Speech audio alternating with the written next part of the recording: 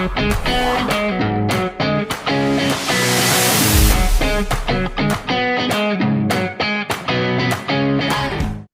right, good evening and welcome everyone to your second Web3 Basics lesson for this boot camp that we are delivering, these live classes where you get an opportunity where we will do live Q&A. We'll jump in, we'll go. A lot of you have been engaging inside of the education platform. Thank you so much for that. Loving all of the feedback, comments, suggestions. We're going to talk a little bit about that at the end of today's class and kind of as we go through it. If you've ended up here, somehow you've got the Zoom link and you haven't registered, I highly recommend that you scan that QR code and do register through the official link, because that's how you get access to the Education Hub. You get a welcome email, you create your account, and then you can get access into the group. So if you have not done that, I highly recommend that you do so. Today, we're going to be talking about the introduction of Web3, blockchain, and cryptocurrency. We have a lot to get through, and so I want to make sure that we get through it all. So I am just going to whiz through these introductions, because a lot of us have already been here. Actually, I would like to just ask in the chat, is this anyone's first session? Did they miss last week? If you missed last week, to say, yes, I missed last week. I just want to see, or is everybody here from last week? Because if you're watching this recording because you missed it, no problem. All the sessions will be recorded. We do share them in the education platform, and we send you guys an email when those are up and ready. So it looks like everybody was here last week. So well done. Congratulations. You're here 2 weeks in a row. And congratulations to the ones that are actually investing in the time to watch the recording if they can't make these.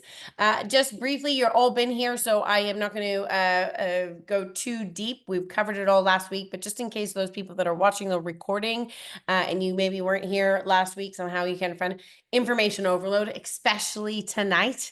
Last week we kickstarted, it was like your orientation. It's like that first day of school. We talked a little bit about stable coins and what is money. Today I'm going to give you so much information, so it is going to be a little bit of an overload, but I still want to try to keep this as interactive as possible.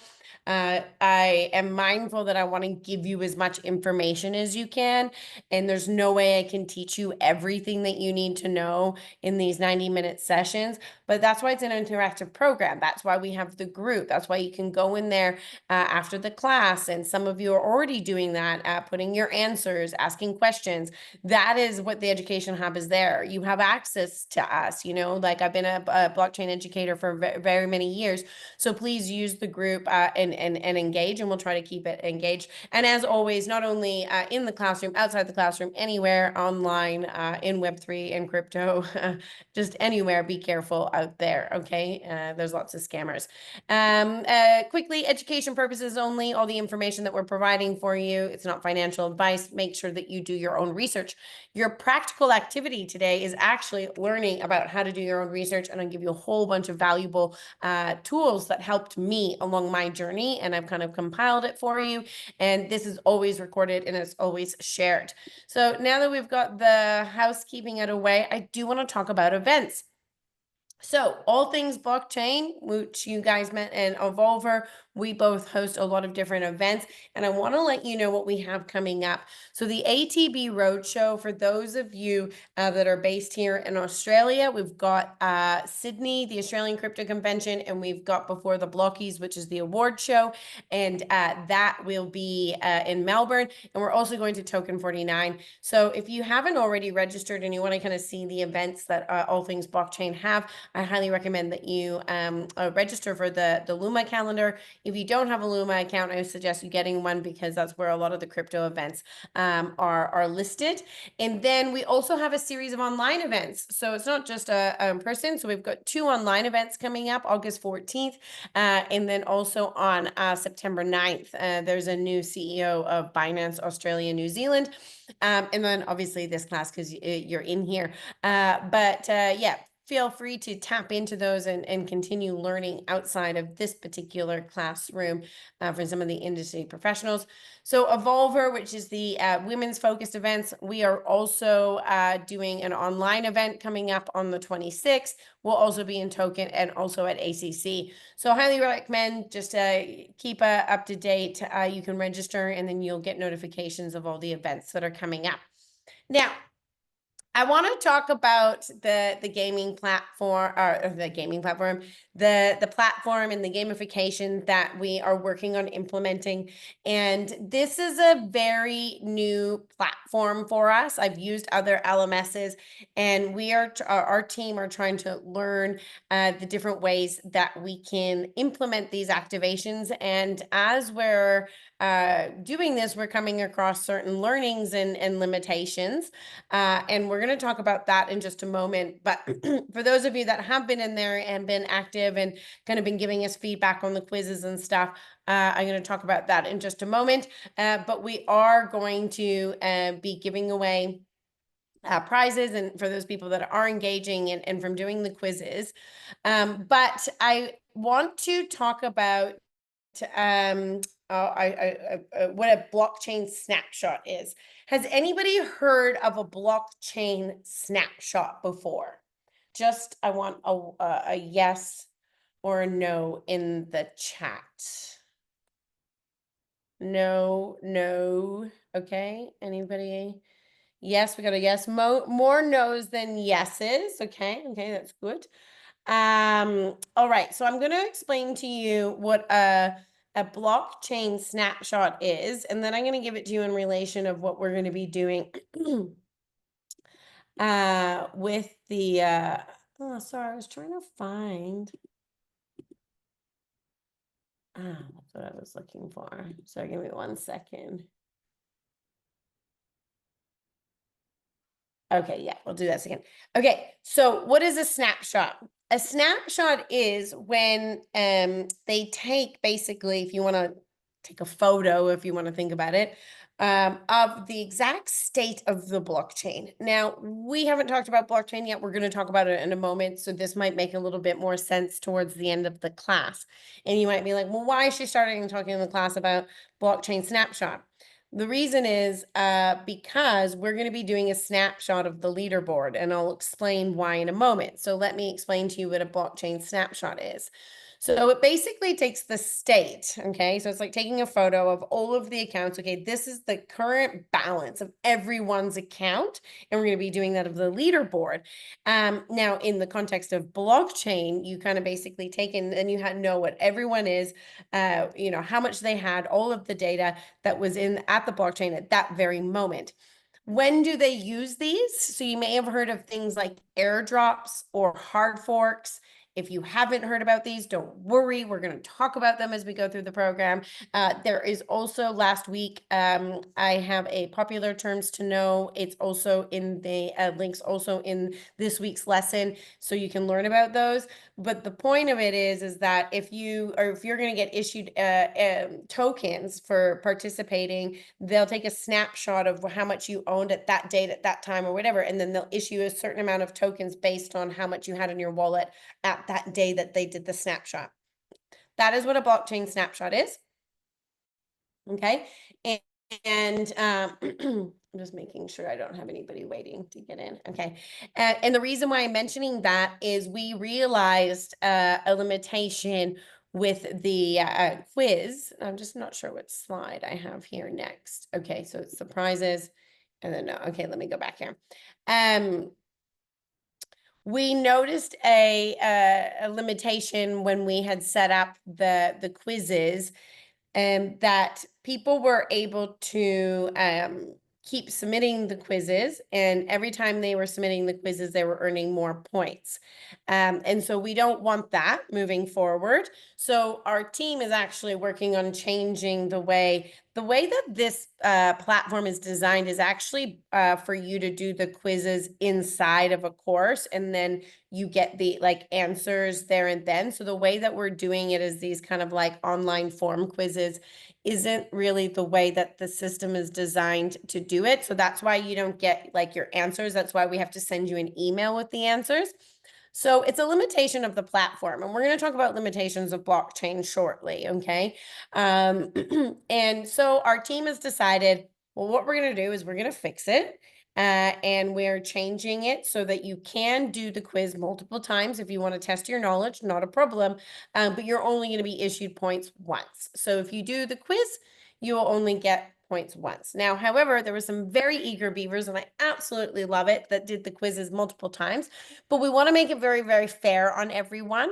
So we will be doing next week, we will be doing a snapshot. And that basically means that we will be kind of starting from zero again. We'll take everyone's prices, and then we will pick the winner. So we've got these 3 different prizes, and whoever's going to got the top points will minus, we'll have the data from the snapshot that we've done, so that we can pick fair winners. So I hope that explains to everyone a little bit, and I know that there were some people, and we can, when we go into the Q&A later, definitely want to get some of yours feedback. I love, a few of you, David, I think it was Roseanne, a few others were giving some feedback. Greg, that's fantastic, because it's a new platform for us and we want to make your learning experience better, but we also have limitations of the platform. So this is the solution that we've come up with. I do have a quiz link that I'll be sharing with you tonight. I think the team has fixed the solution. I know that they were working on it this afternoon, but we'll be doing the snapshot, and I'll let everybody know in the group. Okay, great, everyone, we're doing the snapshot, and then we'll kind of restart with calculating the points. So thank you for your understanding and appreciation for giving the feedback that you provided us. Okay, enough about that. We can talk about more about that in the Q&A session if anybody has questions. Quick question.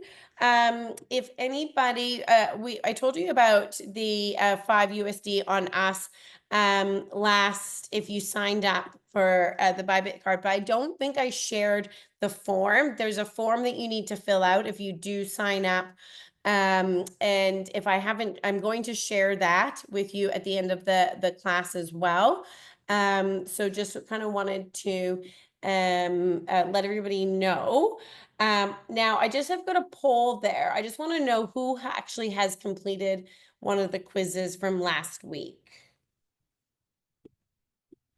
Yes, we got more yeses. Well done. This is a great classroom, very engaged classroom. Well done, everyone. Okay. So what we'll do is we'll make sure everybody that has submitted their quiz, you'll still get those points. So there'll be a little bit of math calculations. Do we need to do the first 2 quizzes again? No, you won't need to. If you've already done the quiz once, you'll still get those points. But anybody that did it multiple times because they were testing their knowledge, which is great. We want you to do that. We just don't want to issue points every single time. So my team is working on fixing the solution in the back office. It just has to be reconfigured the way that we issue the points. So we'll just do a snapshot. Everybody that has done the quiz, they'll get their points. And then moving forward, people will only be allocated points once per form and once per quiz. All right. Thank you, everyone, for participating in the poll.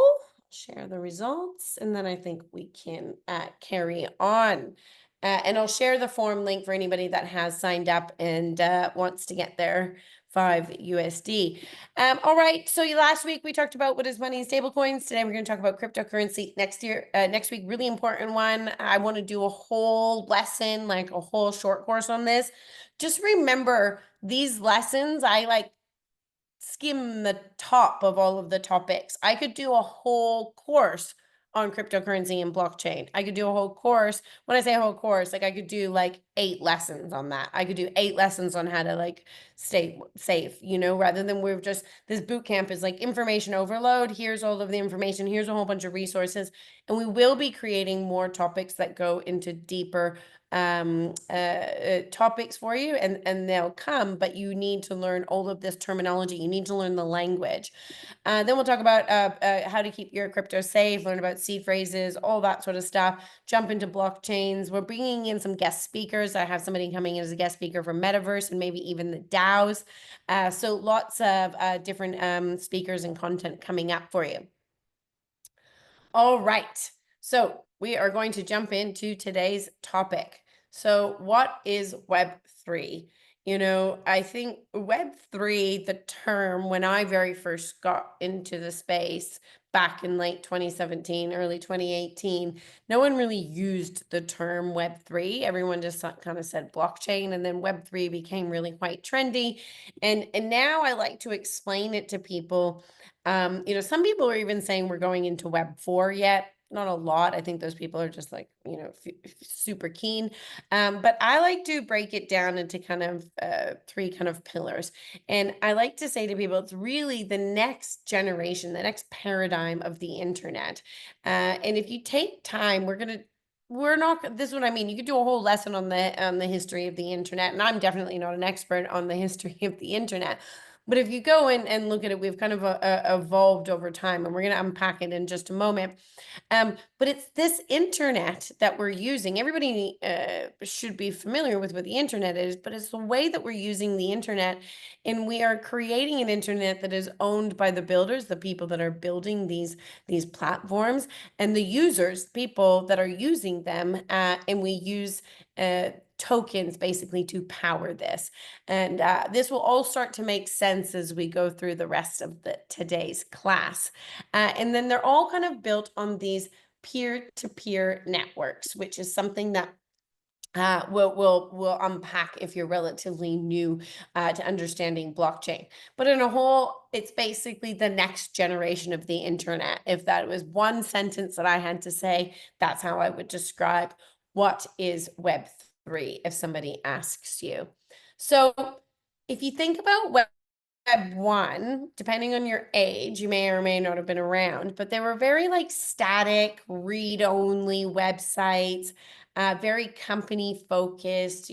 Back in the day, a lot of people just kind of used it for emails or kind of very simple kind of like page views or like banner advertising.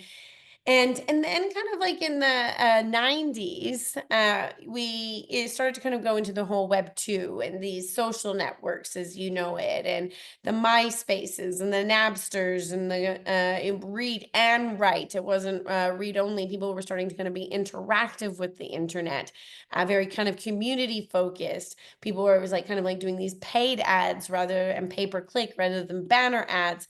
And then they had these like web applications. Like apps haven't been around for ages. So depending on when you were born, you probably lived through this and you probably understand everything that I'm saying. And then we've got Web 3. Okay, and so what's the difference between Web 2 and Web 3? We're building decentralized networks, and we're going to talk about decentralized networks and what makes them decentralized in today's lesson. And we are making it portable and personable, and you can own your own data. I literally just got off a call with a project that has wearables. They like those rings and things that you wear, but you're gonna own your own data, and then they're gonna be data brokers. So if you wear the ring and all your health data, rather than the other platforms that are subscription based and they make you pay to access your own data, they're going to reward you for selling your data to the research companies or to the big companies.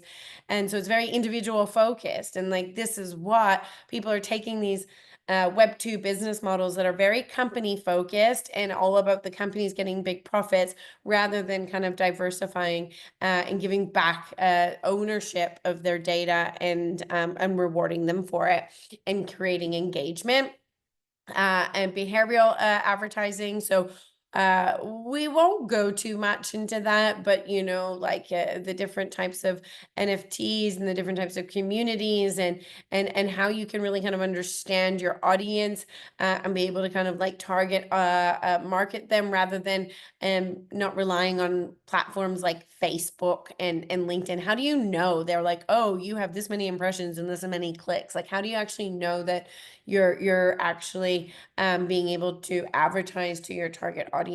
We just trust them. So Web 3 removes that need to be able to trust these kind of centralized platforms that we rely on so much these days.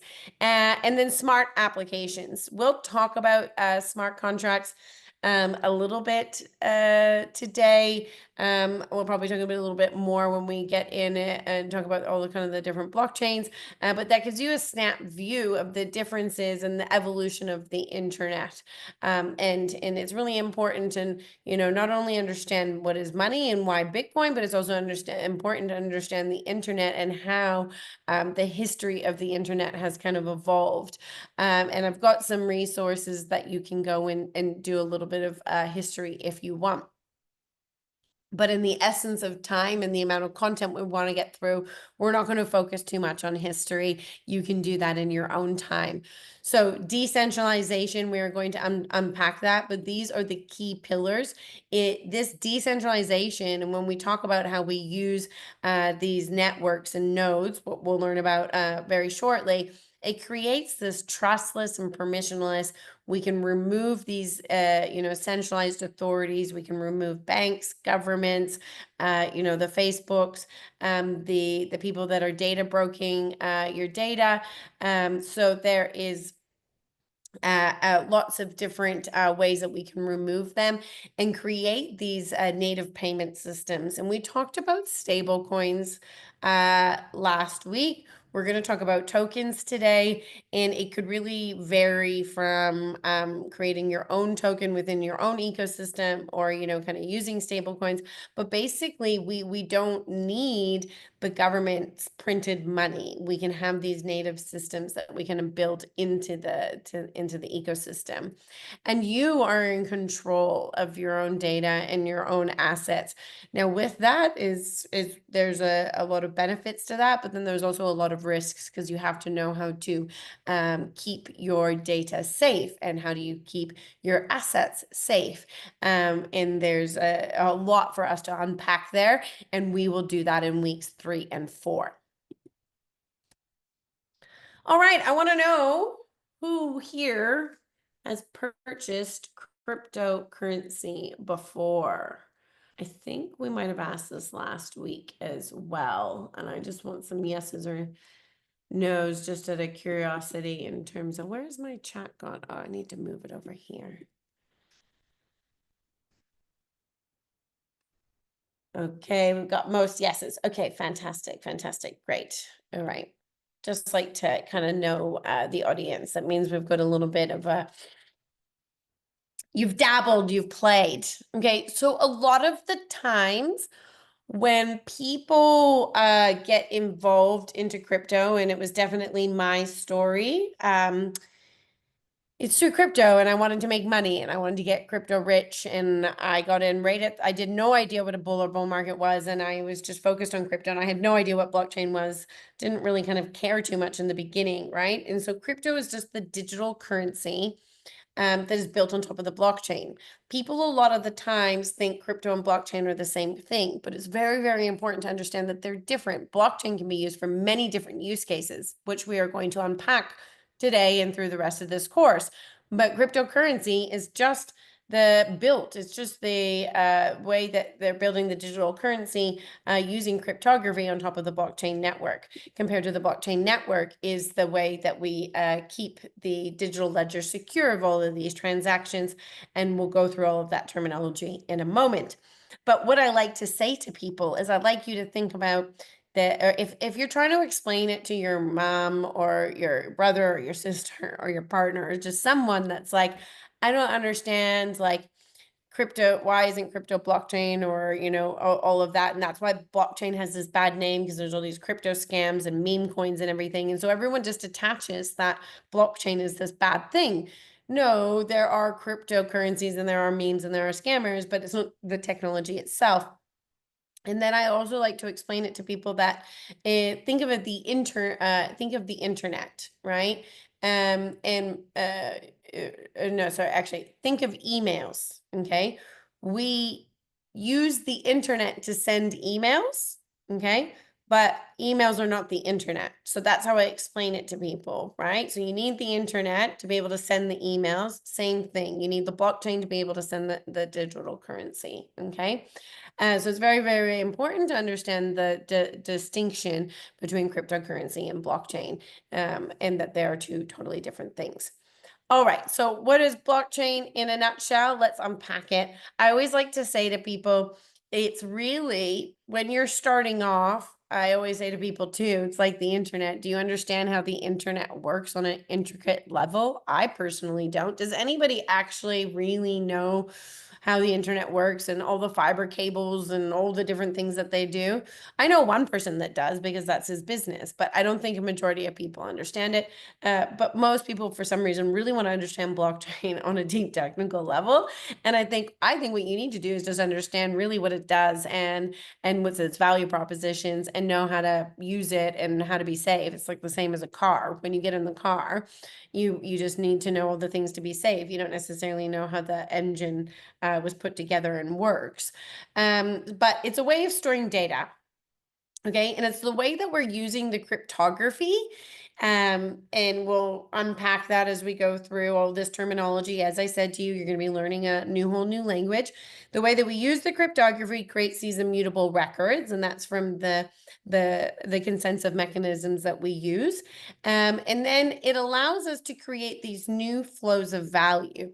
How does it do that? Well, currently, we have to, if we want to say do a transaction or we want to send money, for example, overseas, before we had to use the banks. Rather than now, we can offer new value systems by using these kind of decentralized networks. And different types of business cases have different value flows, and we'll unpack that as we go along. But when we say creates these trustless transactions, we are replacing the intermediary, okay, the banks, the governments, whatever, with code. And it's kind of like code is trusted.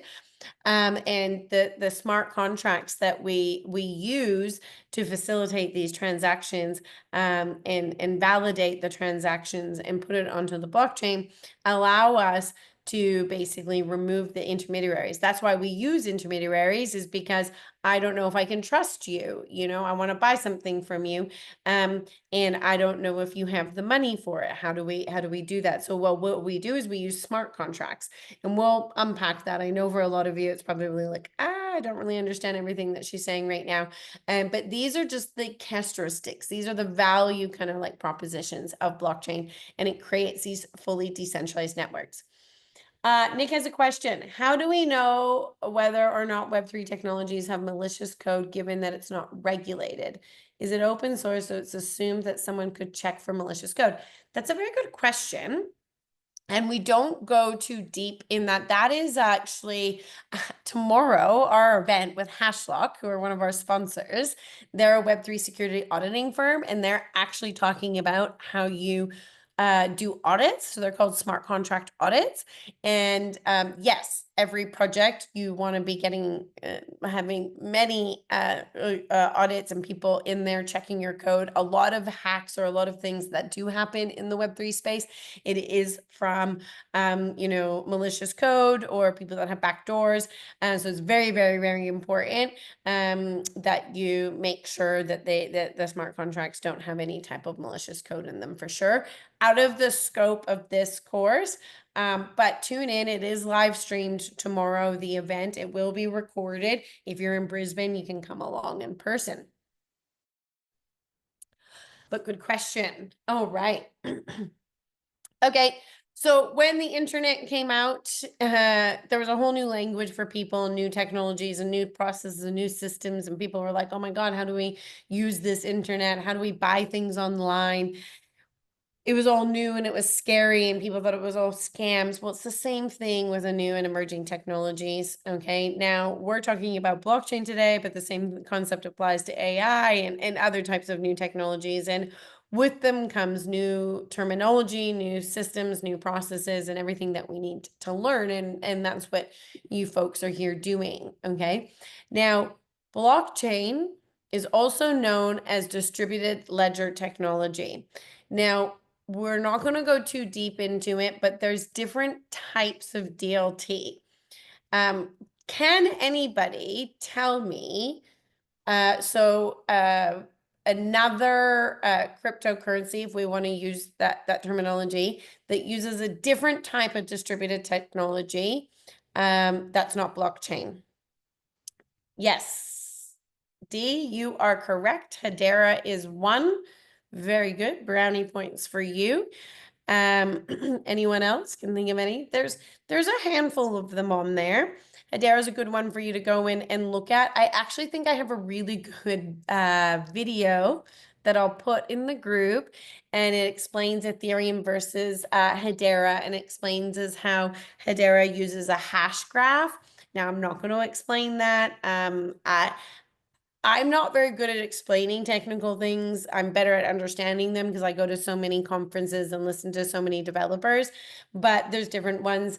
There's Hedera, there's IOTA, they use Tangle, there is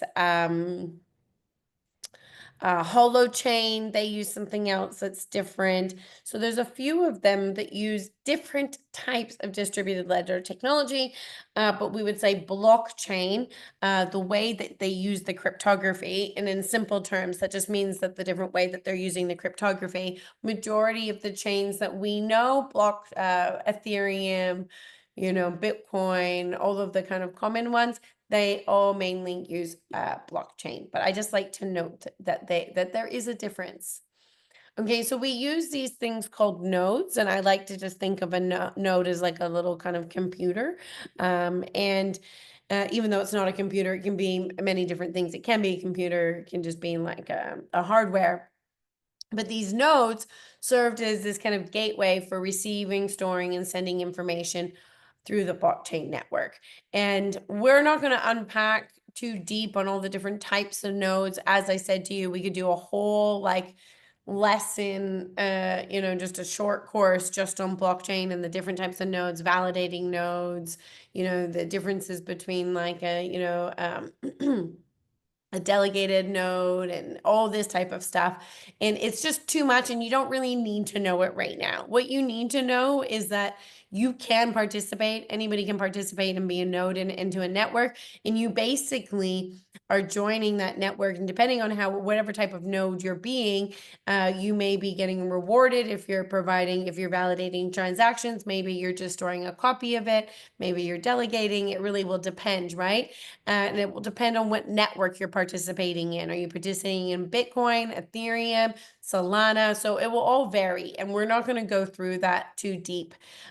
Throughout the course, we're going to really lean on our examples being for Bitcoin, which uses proof of work, and we'll talk about consensus mechanisms a little bit later, but majority of our examples will be Bitcoin and Ethereum based, just to keep things simple, because otherwise the scope would just get too big for a basics beginners course.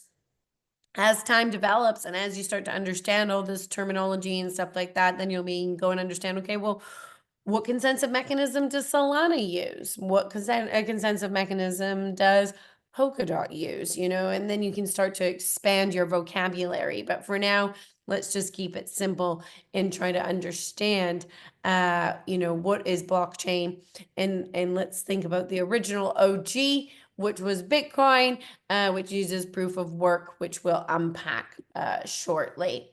So Bitcoin, as I just mentioned, was the pioneer of blockchain. Now, we didn't go through the history, but a little hot tip, that Bitcoin wasn't the first attempt at a cryptocurrency. There was a few before that, but Bitcoin was the first attempt to solve the problem of double spending. Now, we're not going to talk about double spending, but it was the first time that it was launched and it was successful into the real world. Okay. And then the inventions of smart contracts came. So that was in 2009. So the Bitcoin white paper was issued in 2008. The first block was minted, I believe it was January 3rd, 2009 for Bitcoin. And then smart contracts, which Vitalik Buterin, okay, from Ethereum, was basically the one behind that, the invention of smart contracts. And that has just opened up the different possibilities of the way that we can use blockchain. And Ethereum is kind of known as the home of smart contracts, although that you can do them on many other platforms. Okay, but the smart contracts really opened up for the opportunity to be able to transfer any type of virtual asset or anything of kind of like value over just a digital currency. Now, Bitcoin is amazing. We're going to talk about Bitcoin shortly, but really it's a digital currency and it doesn't have a lot of other functionality compared to when we implement these smart contracts. We can open up a lot of different types of business use cases for applying blockchain technology and using tokens and tokenization, which we'll talk about shortly. We will talk a little bit about NFTs today, but we mainly will go into that in week 6 when we talk about NFTs and the metaverse and bringing in kind of some guest speakers and DAOs and stuff like that. But NFTs, I'm sure since most of you have dabbled, you've heard of them. Actually, just out of curiosity here, who has purchased an NFT? Just put it into the chat.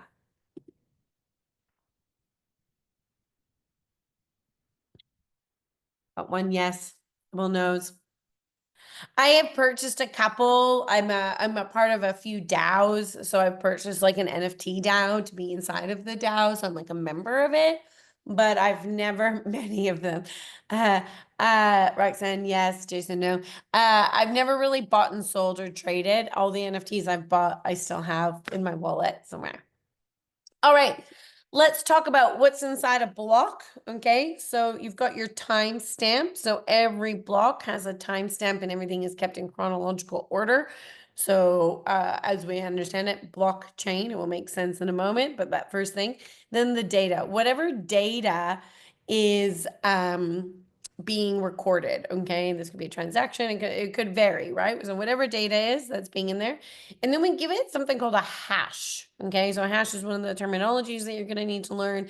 And this hash is like a fingerprint. Okay, there's only one of them in theory. We're not going to talk about hash collisions and all of that. It's way too technical. But yet to date, there has not been a hash collision, which means two same fingerprints. And then also the previous hash. Now this hash and this previous hash, which I think I've got a visual on the next slide, is what kind of creates this link and what kind of creates it really difficult because as the longer the chain gets, the more difficult it is to be able to kind of, oh, I don't have it. Maybe it's on the next slide. I was hoping I had the next slide, but my apologies. I'll go to the next one. I usually have another slide after this, which kind of gives you the visual of the chain, but every block gets a hash, and then it also gets the previous hash, and then it continues going. And so then it gets so long that the computational power the miners would need, and we haven't talked about this yet, but basically I'm just trying to give you the reason why there's a hash and a previous hash, because this is what basically makes it immutable and very, very, very difficult to try to hack the blockchain. And this is why when we talk about different blockchains, not every blockchain is fully decentralized, and not every blockchain is considered that, because it depends on how many validating nodes and how long the chain is, and and how easily it can go down or how easily it can be hacked. And we'll unpack that more when we go into the different types of blockchain. I think that's like in week 5. So how does blockchain work? All right, so you request a transaction. Maybe you're doing an ICO, maybe you're buying some Bitcoin. Okay, that transaction, next it goes and gets represented online, okay, into the blocks. Okay, that's stored, all of that data that's stored inside of the nodes. Okay, then the block is kind of broadcasted to all of the network. Okay, that's what we call the peer-to-peer network to validate the transaction. Then everybody, all the nodes kind of go to work, which are known as the miners, okay? And there's going to be some homework for you to go and watch some videos and understanding Bitcoin mining and how crypto mining works. As I mentioned, different chains use different mechanisms, and we'll unpack that when we talk about all the different chains, but we're just focusing on Bitcoin for now. Okay, they go to work. Then once they validate, okay, great, this person has this amount of Bitcoin to buy this amount of ICO tokens. Yep, we all agree. then they facilitate, then there's that data, and then it's got that timestamp, and then everything is going to put into that block. Then it's given a hash, okay? And then it's basically added to the block. Then once those new blocks are on there, it can never be altered or corrupted or tampered with.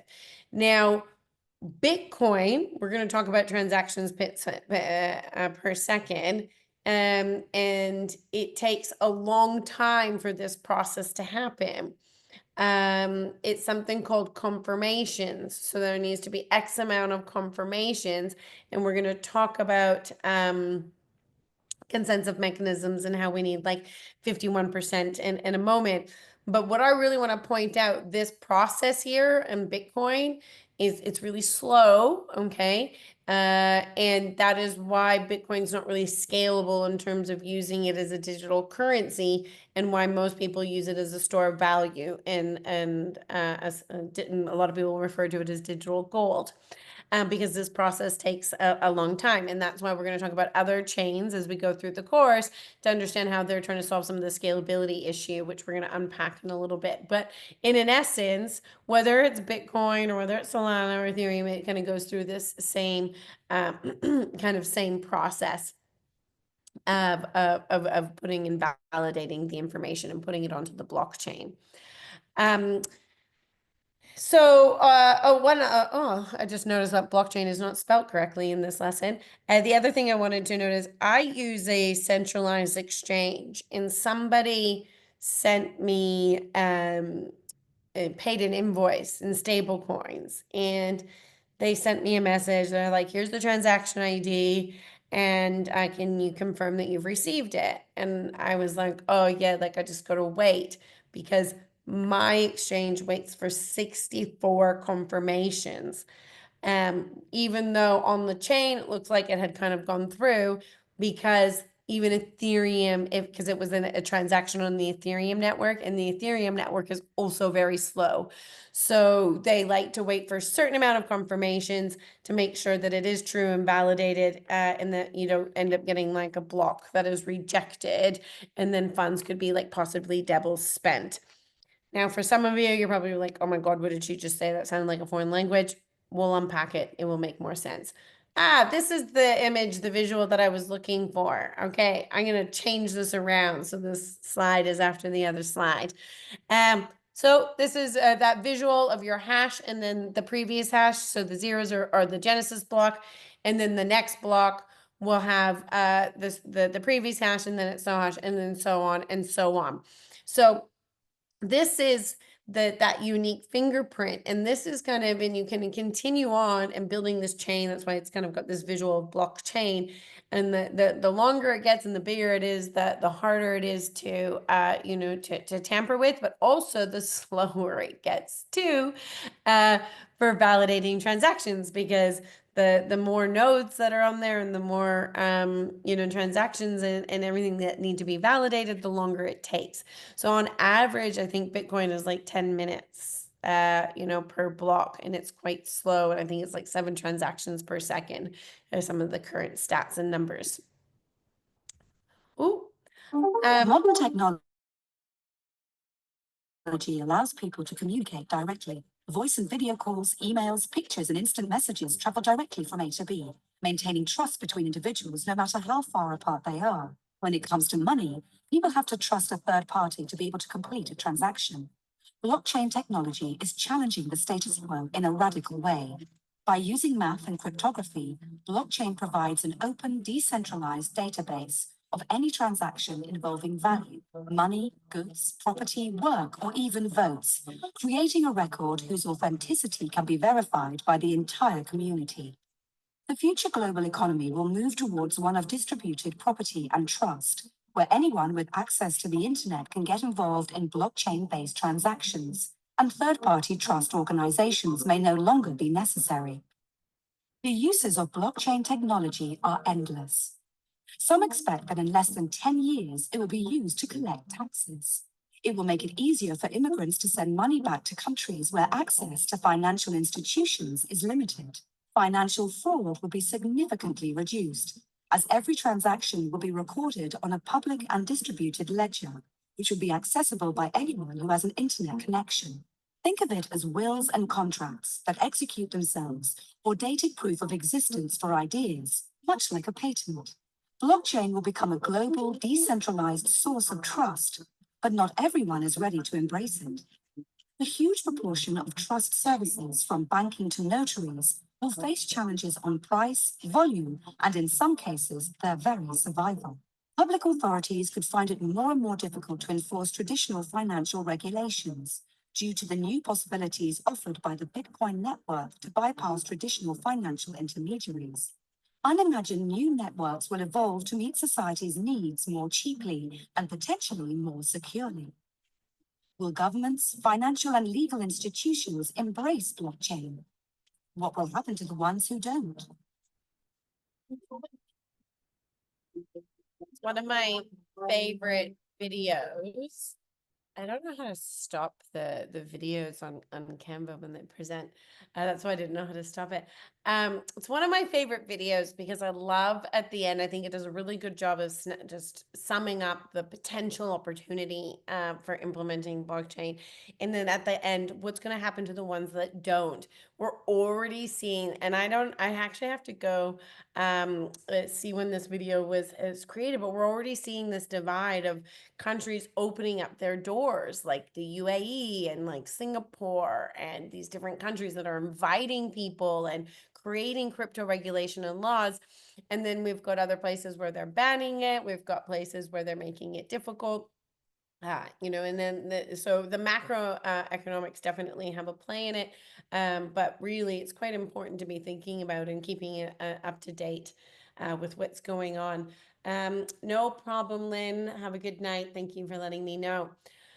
Okay, blockchain technology, we have kind of talked about it in a high level. What we're going to do is just kind of talk about some of this terminology so that you get clear on it. We've already talked about distributed ledger technology, so I'm not going to waste too much time. These are also used as resources for you to go back and learn from. So we've given you kind of like the full definitions. We've already talked about nodes, so I'm not going to talk too much about that.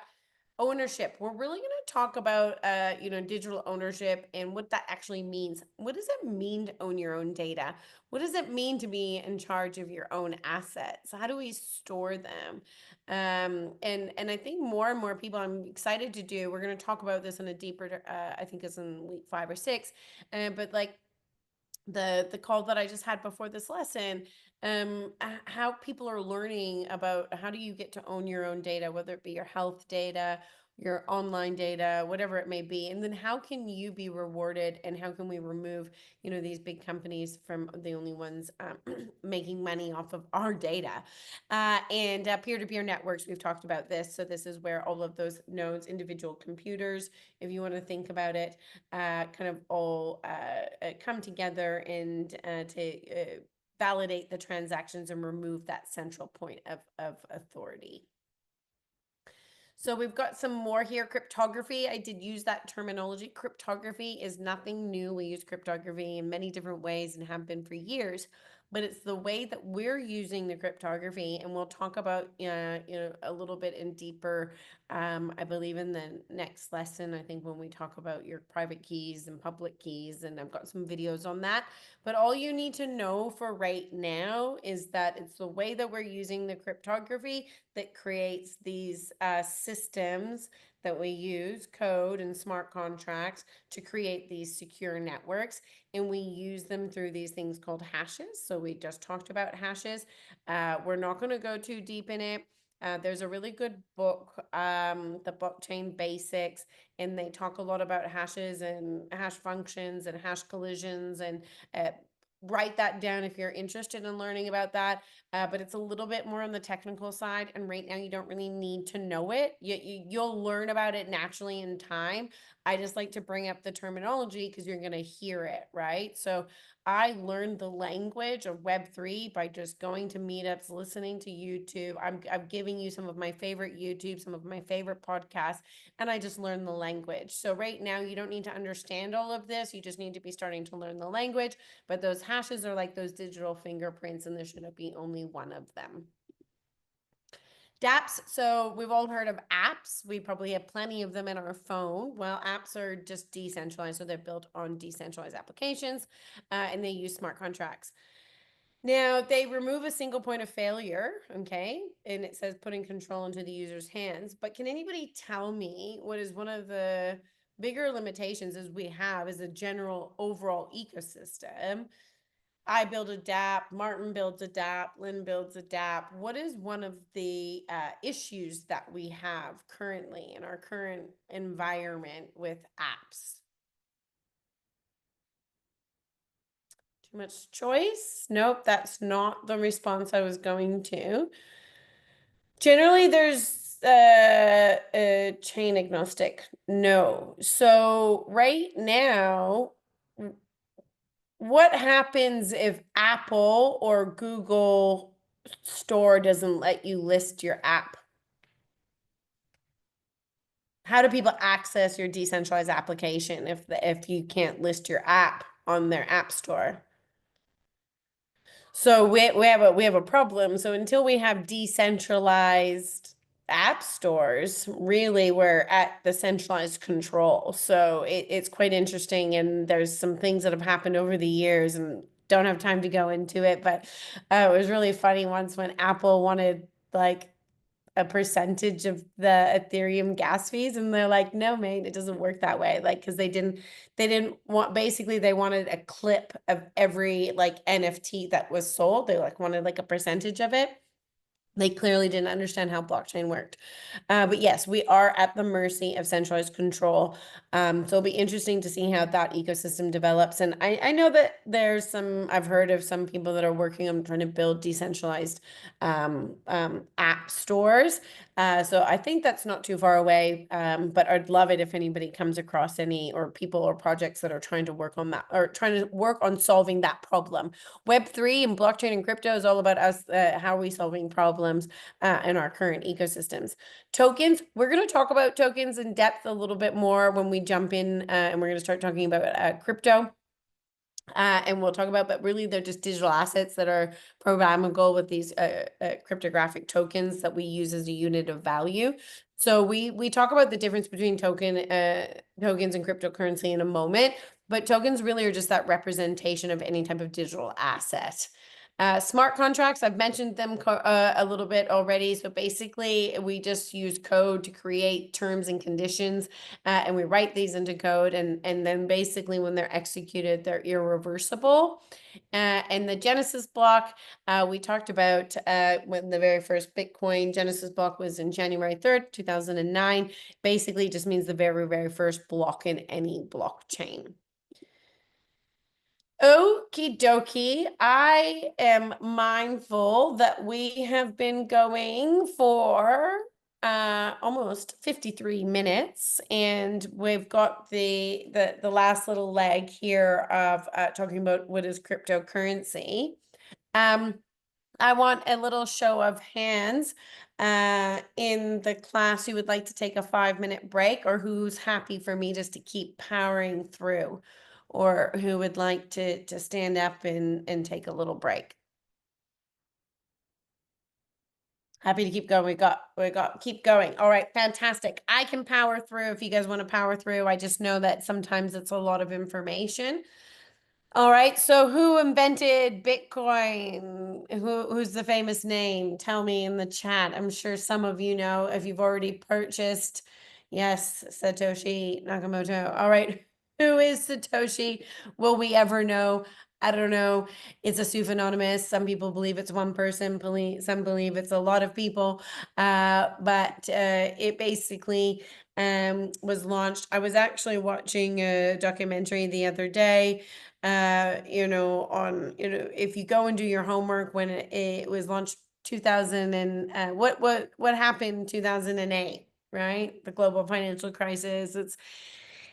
It's not a coincidence, but they vanished, they say, because they just weren't sure how, what could be the repercussions of this Bitcoin. And so we don't know if anyone will know. who Satoshi is. But in my opinion, it doesn't really matter because this amazing technology in this peer-to-peer network was born. And I think that it's amazing when you really start to understand from when it was born to where we are now, and still how far we've come, but how early we are. And I know a lot of people said that to me when I got in, and I thought I was late. And now I'm saying the exact same thing to you. And you're probably like, oh, I'm so late. Bitcoin's like 120. Yeah, it is. But just if you're trying to become a Bitcoin millionaire, yeah, by investing like $100 and then turning $100 into millions, yeah, those days are over. You're definitely too late for that. But in terms of the technology and understanding it and it being implemented, I don't see Bitcoin going anywhere. I think that we're going through a huge financial ecosystem and shift. I think Bitcoin, my own opinion, will be this digital gold. So even if you just start buying $20 a week, if that's all you can afford to buy, then that's what you do. We'll talk about dollar cost averaging later in the class. But I personally believe that it is really going to change our financial ecosystem. So the most important thing to understand about it is it's completely decentralized. Nobody control it. In that video earlier, they realized, okay, well, the governments are realizing that they cannot control it. It's too out of control that they'll never be able to shut down Bitcoin. Okay, and that's because it's an open network. There's thousands and thousands of nodes all around the world. What is the only way that they could shut down Bitcoin? Does anybody know? The only way. There's only one thing we really need. Yeah, you'd have to shut down the entire internet, right? Because we need the internet. That is why we need to be able to speak to the blockchain, and we're not going to talk about our PCs. I think that's the terminology, but that's basically how we communicate. So your crypto lives in your blockchain wallet, which is off chain, but we need the internet to be able to communicate with it and be able to facilitate the transactions. So if we don't have access to the internet, then we couldn't, but they're never going to do that. So, and we use a consensus mechanism called proof of work, which we talked a little bit about earlier, and we'll unpack it. Okay, Bitcoin halving. If you haven't heard of the Bitcoin halving, it's a pretty significant event that happens. So there's only over 21 million Bitcoin that will ever exist in the market. Okay, this is what makes it basically a deflationary asset. And every 4 years, well, it's on average every 4 years because it's actually done by blocks. So every 210,000 blocks, which is about an average of every 4 years, it cuts the reward for the miners in half. Now, we're not going to go too deep in understanding mining and how Bitcoin mining works. Like literally, that we could do a whole full lesson on that. But basically, miners get rewarded for participating and validating and solving these mathematical problems. And when it started, I think it was like 50 Bitcoin, and then it went to 25, and then it went to 12 and a half, and then it went. So I think at the moment, the last halving happened on the 20th of 2024, so not too long ago. And it went from 6.25 to 3.125. And then next, in 4 years from now, which I think is, April 2028, it will then drop again. Okay, so this is a significant event because then the Bitcoin becomes more scarce, and then that generally drives up the value of the Bitcoin. Okay, so there's a lot to learn around the halving cycle and the Bitcoin halving cycle, and I'm definitely not an expert on that. There's one of the podcasts, they talk a lot about this stuff, some of the resources that I've provided you, but definitely do your homework and do a little bit more research into understanding the Bitcoin halving and its significance on the cycles and the ecosystem and the role that it plays. Okay, so this is in here twice, so ignore that slide. Have I gone backwards? Am I going backwards? Yeah, sorry, folks. I went backwards. I was like, we've already talked about this slide. Why am I talking about that one again? All right. So, people believe that Bitcoin is this like, super anonymous place that criminals go to do all of their dirty business. Um, Now it did. Does anybody know? There's a movie about it and it's on Netflix. And if you haven't watched it, I recommend you watch it. But Bitcoin kind of got a bad rep in the early days because of this online platform. Does anybody know the name? I'm looking to see if anyone puts it in the chat before I say it. So it kind of got the shitty reputation from the beginning because it was no, that was a bad scam. It was called Silk Road. That's the person that does anybody know the story Silk Road? So Donald Trump pardoned him out of jail. So like there was a big like I think he used that as one of his like campaigns to get more votes. But if you haven't watched it, it's a documentary on Netflix. Go and watch it. But early days, he created this like what do you call them? Black market for buying like drugs and stuff. And people were using Bitcoin. So it had this reputation of like Bitcoin was used for bad things. Now the irony is if you actually watch it, the people ended up getting caught. And I think the two of the police officers ended up getting caught and he ended up getting caught because it was all on blockchain, right? So it's pseudonymous. It is not anonymous. Now, we'll unpack that in a moment. But when we think about all the scams, when people think about like, oh, you're in Bitcoin or crypto, that's that scam thing that you're doing. I always say to them, people like, yeah, no, Bitcoin is not that. Think about the dot-com boom. Everyone thought crypto credit cards were scams. Now we do need to educate people. We need them to understand how to be safe with it. We need them to understand the difference between pseudonymous and anonymous. But really, all the transactions are 100% transparent. So you don't know, pseudonymous just means that you don't know who that wallet is. Now, if I send you some Bitcoin, and you have my Bitcoin wallet address, then you can see how much Bitcoin I have. But you don't actually know it's mine until like I've actually sent you a transaction. So you can't go on the blockchain and say, oh, I want to know whose wallet this is. But there is ways of doing, forensic and tracking and bringing it back. And so that's why whenever you use a centralized exchange, if you transfer any money from your centralized exchange to your decentralized wallet, the government knows, like everybody can see, like it's all fully transparent. So people have this perception that Bitcoin is where, people go and do bad things, but that's not the case. We have some examples that we'll go through, but there's something called like a wallet address. Okay, and then there's a transaction ID. That's the example of the transaction ID. Example of an address. Okay, that really long string of an address, which they've solved some of the problems. You can use different domains now, which makes it easier so that you don't have to share that. You could say, Danielle Marie.eth, and then you could just send the ETH to Danielle Marie.eth, and I would get it, and I wouldn't have to send you that long like string of an address. So there's lots of different solutions like that.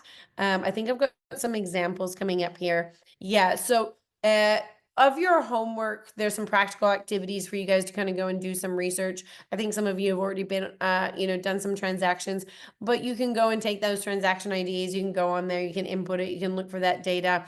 It takes a while to learn, and even me, I don't spend a lot of time on there, but if I am doing transactions and I want to see if it's validated, I can go and check my wallet. Like I know the basics of having to go on there and use the block explorer.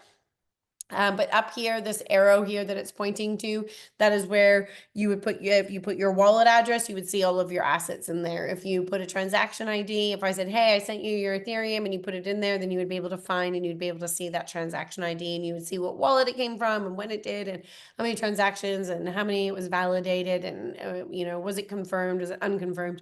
That is where you'll find all of the information.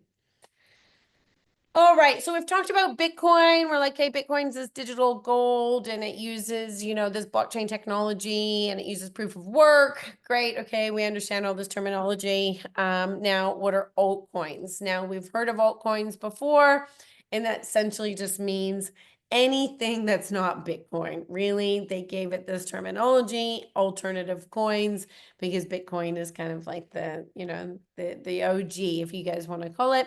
So anybody kind of refers to altcoins, they're basically saying anything but Bitcoin. But really, to me, it doesn't matter what label that you give them. They are just a type of digital asset, and we use them as a means of exchange of value. And whatever that exchange of value may be, for some people, it's totally different things. Some it might be an NFT, it might be a piece of art. For some people, it's a digital currency. We're going to talk about the difference between currency and tokens in just a moment. But as we talked about, the most popular cryptocurrency, is Bitcoin, and then everything else is referred to as altcoins. So some of the popular ones that if you've heard of: Ethereum, Ripple, Polkadot, Chainlink, Solana. There's so many now. Sui. I think I've got coming up in the next lesson where we go through like how to find them on different things, and there's like over 10,000 listed. There's so many. A lot of them are very high risk, high reward. So if you want to play in that space, and I'll be fully transparent, I have won a couple of crypto lotteries, I call them, where I throw in a couple $100 into an altcoin and I'm totally prepared to lose it. I kind of think of it as like if I went to the casino, or if I went for a night out, instead of going for a night out, I'm like, oh, I spent $200 and I bought some altcoins. I have had $200 turn into $15,000. I have had that happen. But I haven't had, so you can see very, very, very good returns, but that's very, very rare. You know what I mean? That's not for a lot of them. And I also haven't won, I say, the crypto lottery, where like you invest like $500 in a coin and it like goes like 1,000x. I've yet to have that, but I've had some very kind of high risk, high reward plays, but they're very risky and they're far and few between. So then you have to take all the ones that I lost, and then how much would I actually end up with profit, which we're not going to talk about right now. We'll get into more of investing and dollar cost averaging and rules and all that. Renee will cover a lot of that in her content, and we'll talk a lot about that towards the end of the course. But really, like penny stocks, you can sometimes put in like small amounts and hope that it will take off. And this is what I find so funny about the governments. They're like, oh no, people can't invest in, altcoins and cryptos and things like that, but they'll let you go in and throw money in this penny stocks, or they'll let you go to the casino and you can gamble all your money away, or you can invest in these penny stocks. But yet, that you can't do that with altcoins. I find it quite fascinating. But please spend the time, learn fast. Always only invest in what you can afford to lose. Every time I've invested in any type of, I call them bets. I use anytime I'm placing a bet.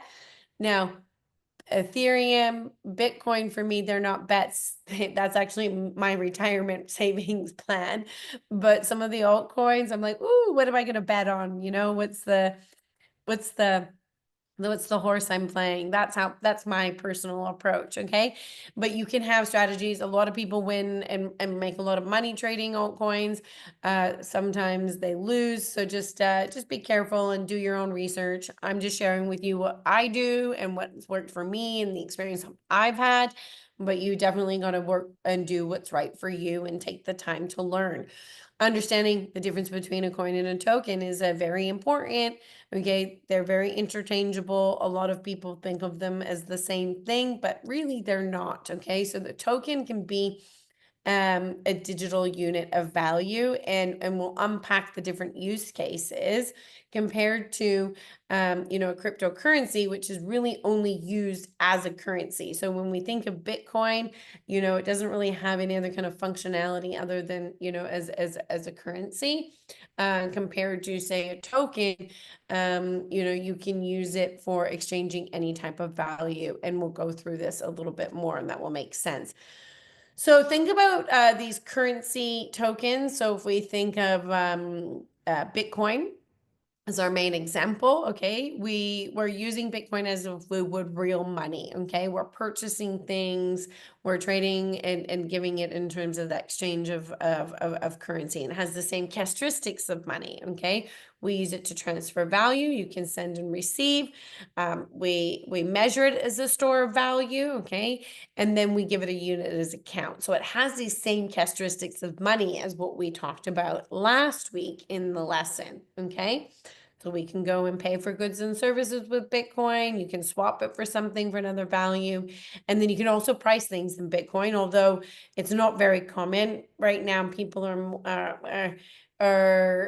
more pricing things in stable coins. You can pay in Bitcoin if you want.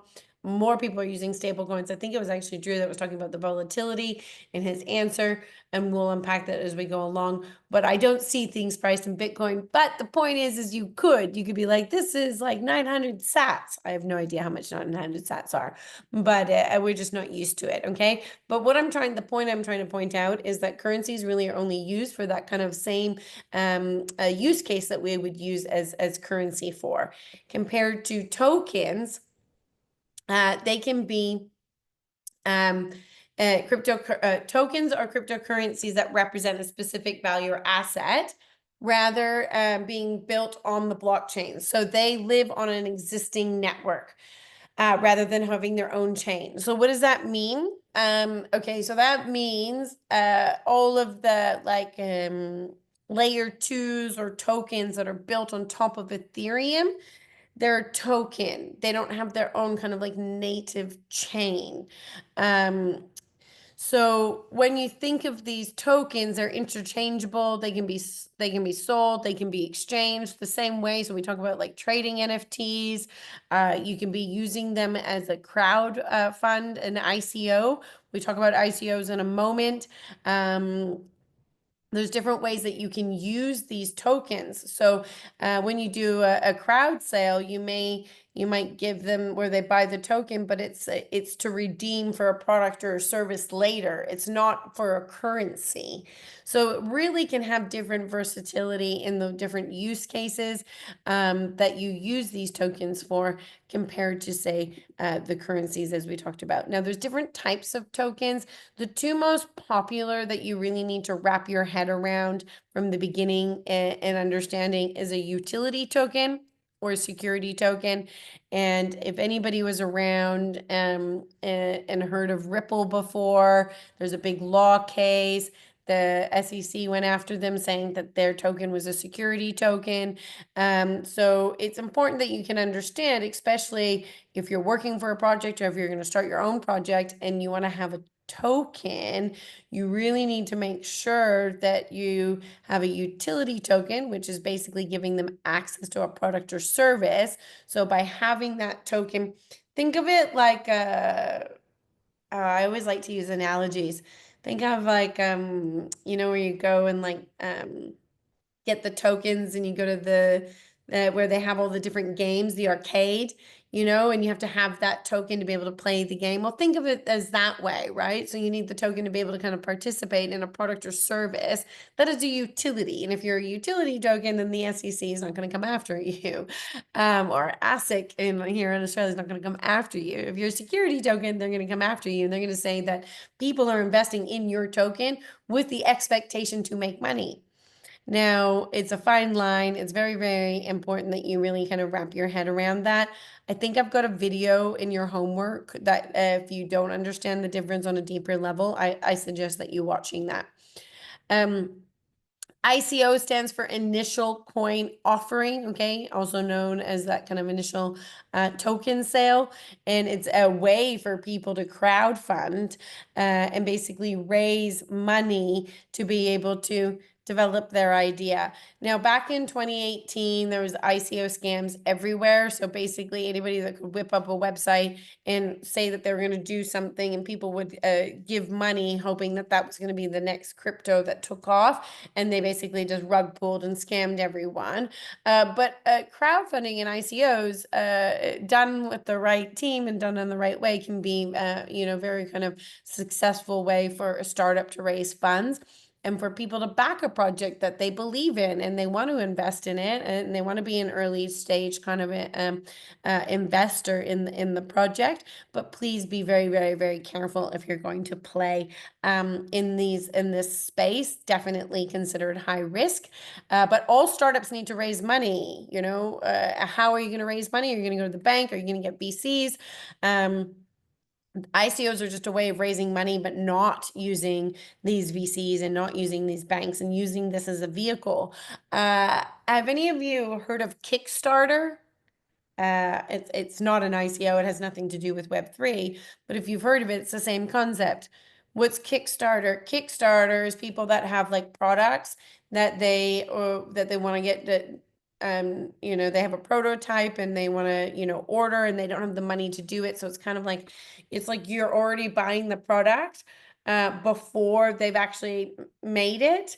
And I think that I don't actually know 100% how it works. If they don't reach their goal, I think everybody gets their money back. But if they reach their goal, then you get the product. I think that's exactly how it works. But the same concept, okay? So the ICOs are basically you saying, okay, yeah, I really like your idea. I like what you're doing. I'm going to back it. I'm going to give you this money now with the expectation that you're going to get a product or a service back or make money from it. But be very, very careful. All right, so let's recap all of that before we jump into the platform. I'm going to give everybody a view. We're going to go through some of the questions, the terminology. I'm also going to share some of the resource links for you, the second quiz, etc. But let's just recap that, because that was like, a good, almost like, 75 minutes of me sending information your way. So Web3 is this decentralized internet that we are creating, the users, the builders, the people that are on this call, how we're collectively working together to govern a network and use this thing called blockchain, which creates this tamper-proof, this ledger that is maintained through these networks, which is this peer-to-peer network that we are using different consensus mechanisms. We didn't talk about that too much tonight because we're going to go through it in a future lesson, because your brain can only take in so much information at once. But we will unpack the differences between proof of work and proof of stake. If you're eager beavers, go and do some research, watch some videos on that before we get into that lesson. But we will jump into it. We talked about smart contracts on a high level. What are they? Okay, there's these self-executing codes on blockchain. They are the backbone, in my opinion, of the blockchain and all these different use cases. So anybody that is interested in more of the technical aspect, learning what smart contracts are, how to code them, how to audit them, definitely go down that rabbit hole. A little bit out of my wheelhouse. I lean on guys like Hashlock, who are one of our sponsors that are hosting the event tomorrow. Native cryptocurrencies, okay, like Bitcoin, serve as they have their own native blockchain. So digital actual currencies will have their own native blockchain, rather than tokens can be built on top of the blockchain. But they represent a different type of utility or asset, or even governing rights. We didn't talk too much about the different types of tokens today, because I've got that in a future lesson, but we do talk about the differences between governance tokens, network tokens, utility tokens. For now, just make sure that you understand the difference between utility and security tokens, and we can keep building on that knowledge from there. And just remember, we're using those digital currencies like Bitcoin as that medium of exchange and that store of value. All right. Next week, we are going to talk about online security and how to make sure that you're safe. Before we really start kind of getting into, how you're buying crypto and how you can, all that, we really need to make sure that everybody here has good online security practices and all the mistakes that beginners make when they are jumping in. So that is next week. So please make sure that you tune up for that. Little reminder that you get that 5 USDT. I'm going to share the link in the group, which is this Bybit form. If you do that, you fill in the form, we go and check the information that you give us, and if you've done that, then we'll transfer you 5 USDT. Now, as I mentioned, Bybit also have their own promotion that if you deposit 100, they give you 20. So essentially, if you deposit 100 US dollars, then by they give you $20, we'll give you 5. You'd have, you'd be up $25 as like a little incentive if you want to use that. So I'll share the link to the form in the group. Your activity. So every week we will give you a practical activity, whether you are in this classroom or whether you're in Renee's. Now, some weeks will be very hands-on, like you're going to be going and creating your own Web3 wallet. Some weeks are going to be research-based, and this one is definitely very research-based. I'm going to actually share the links in the Zoom chat here also, as well as in the group in just a moment. But these are my top kind of picks in terms of YouTube channels. Whiteboard Crypto is great. You really, Vitalik Buterin, you should get to know him.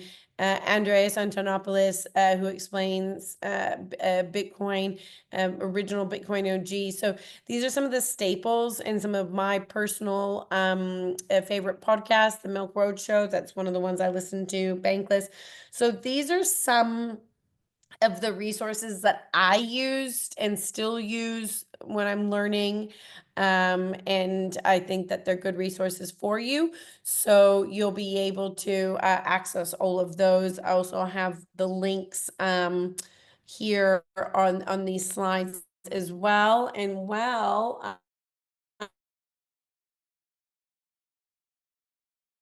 I am waiting for this slide. I'm going to actually put for anybody that is I'm also going to put these into the group, and we're going to jump into the group and do a Q&A in just a moment.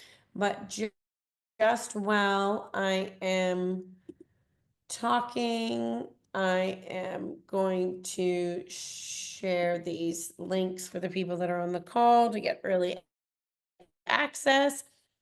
So that's access to the slides, the Bybit form, the quiz, and I also need to give you the learning activity. Oh, that is the learning activity that I just gave you, and then these are the slides. But I'm going to put this all in the group for you guys as well, but for those eager beavers that want to get access to all of that. I believe that is, I think my computer maybe is just frozen up here.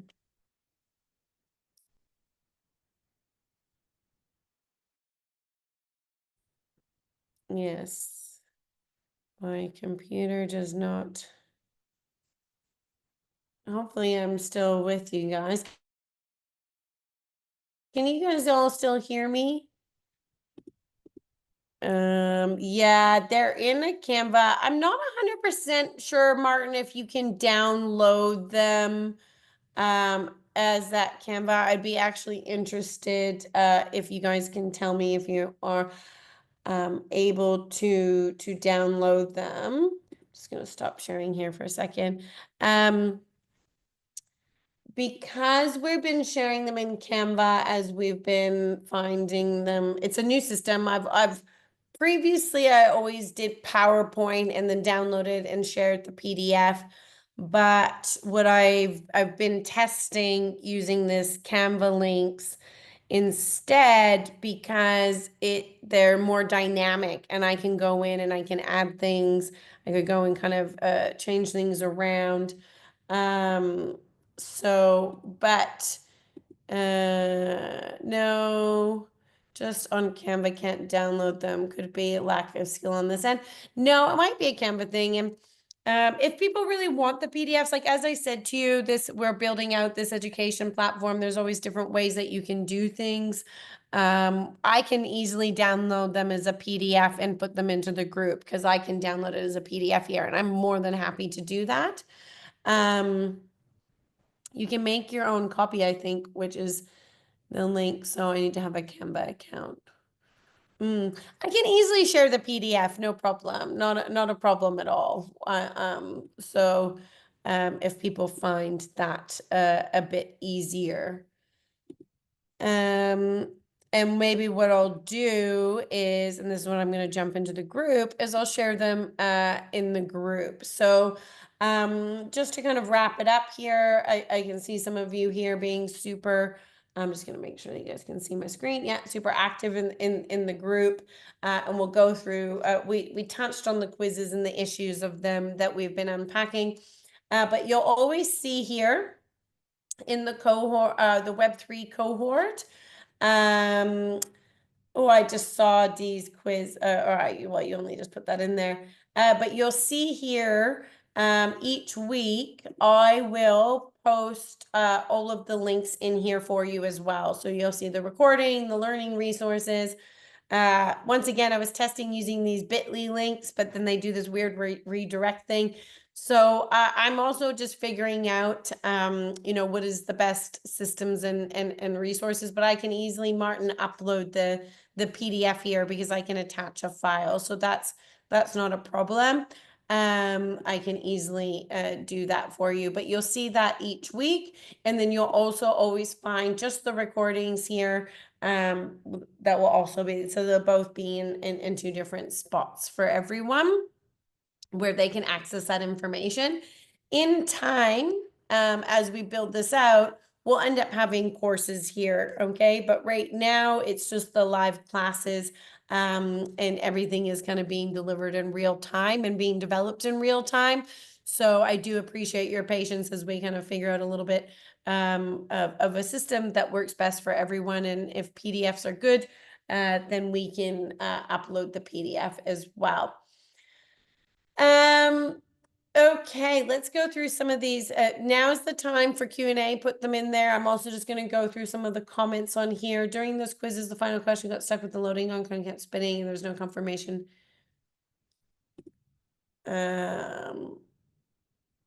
Oh, maybe that's why you did so many. It's all good. It was a great. No, I'm happy that it all happened because this is our first of many different live programs. We've got other different short courses coming. And so we are learning this platform. So no, thank you for helping us realize. So yes, I'm not sure if Lynn, oh no, Lynn had to take off. But Lynn, if you're watching this recording, you should get an email, okay, with the results. That's the only way that we can give you the answers. Once we build the course inside, like the course inside, the quizzes are different. It's like on demand, but this way, the only way that we can give you a quiz and give you points and give you the answers is through the email. So you should be getting an email.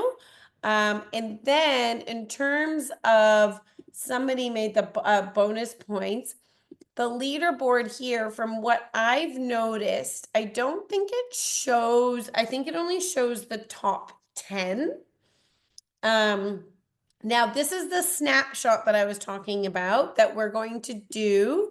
I'll confirm with my team that they've fixed the issuing points every time, and people will just get points issued once.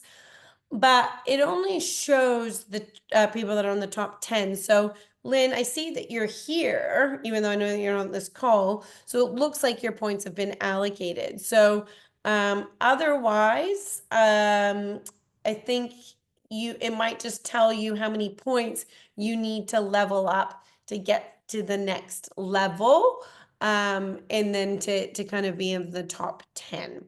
So I hope that makes sense. And I will post some updates in the announcements probably tomorrow, or if not by Wednesday, about doing the snapshot and pressing the reset part on that. Thanks, Dave. I commented on there. Thank you everyone for engaging. Sandra, I'm not sure if you're on the call. We've only shared the quiz today, so each accruing points on the leaderboards is an automatic process. Yes, so it does automatic. So what we found out is it just automatically keeps accruing points. And so that's why we'll always have to do snapshots when we're doing competitions in between a particular time. So it'll be like, okay, snapshot, this was this person's, points or whatever at this time. And now we're doing an activation between this. So this is what our team have been working on and trying to figure out how we can implement this gamification and how we can use this particular software that we're using, which has been fun and a bit of a learning. But yes, so that is the case. Do you want us to do week 2 quiz or wait? You can still do it, because what we're gonna do is, if anybody that did week 1 or week 2, you're still going to get those points. It's just going to be a little bit of math on our point. And so we'll do a snapshot of everybody that has points. Then we'll kind of like, even though we're restarting kind of from 0 here, but we'll be like, okay, we'll make a note. Roseanne has done week 1 and week 2, so she had 30 points. So it just is a little bit of a additional kind of math, but it's just the solution that our team came up with after we realized that we didn't have a configuration in place for people to only get allocated points once. So for people that were entering it in, if they were having issues like D was having or whatever, it was issuing points every single time, and we're removing that. Nice work. Cool. So that's basically here in the platform. This is where you'll get support. So if it's specifically about the Web3 cohort, you can post it in here. I will be monitoring this one. The crypto trading, this is where, you can see here how Norman shared his chart. So if you're doing that with her, this is where you would ask anything about the crypto, which is your Wednesdays. So think of this as Wednesday's class, Wednesday subject, and this is Monday's subject. And then this is just general. If you guys want to share things, or you want to spread word, or you want to do anything, this is where you guys can all engage with each other about anything. You want to share anything, you want to share any resources. And then this is just specific. If you really just have support or you need something, you can put it up in here. So we upload our Bybit trade snapshot there. Yes, in here. And then Renee, so you'll see here how Renee she came in and then asked, questions. So this is where you would put it, and then Renee would respond there for you in the crypto trading.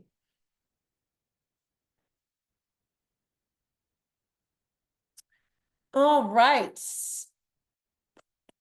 Well, we have definitely hit the 90-minute mark. So well done for all of you that are still here.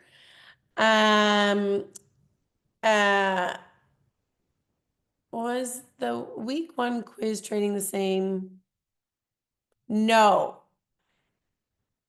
There was no week 1 quiz. There should be. So in here, I did these here. This is different. So this is the quiz for the crypto quiz. So you'll always see a post. So every night after the class, so after I finish this class, I'll do a post in the Web3 cohort, and it will say, okay, week 2 here, and here's all of your resources as I have them in here. And then the same will be in the crypto trading cohort. I will do a post. They'll be in here, but they will also be in the recordings. So you see here how there was week 1. That's supposed to say, oh no, that was the boot camp. I didn't put the crypto one in here, so that's my bad. I will add. No, I just put it, I said week 2, but it's actually lesson 2.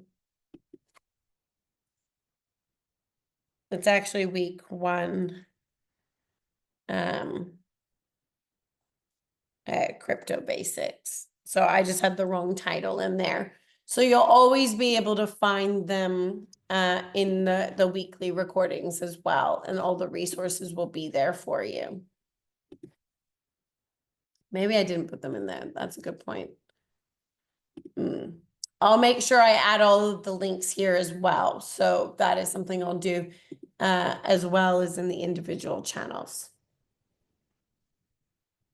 We are going to be building a repository to make it easier to find these resources. This is another thing and another limitation. We didn't talk about limitations of blockchain today. We talk about that in when we go and talk about the different blockchain networks, and we talk about the blockchain trilemma. But one of the limitations we realized is that this doesn't have like a repository, like pages where we can like have all of the resources kind of organized, an organized way in the group discussion like this. Inside of the courses, like when we build out the courses, it will be, the materials will be inside there for you, and you'll be able to download the PDFs and all that sort of stuff. But as this live interaction, we're kind of identifying some of the limitations that we have with the platform, but we're open to your suggestions, your feedback, because this will be the first of many, and we just want to kind of work on how do we make this the best learning experience, the best user experience. And so we're really open to your feedback. We actually will have some feedback forms coming out, and you will earn some points for filling out those feedback forms. I think we'll be sharing those next week. And we'd love to hear your feedback and suggestions on any type of improvements that we can do. All right, well, that wraps it up for me today. Unless you have any other questions, comments, concerns, the floor is yours. Otherwise, you've got a lot of homework and research that you can do. So does anybody have any other last minute questions?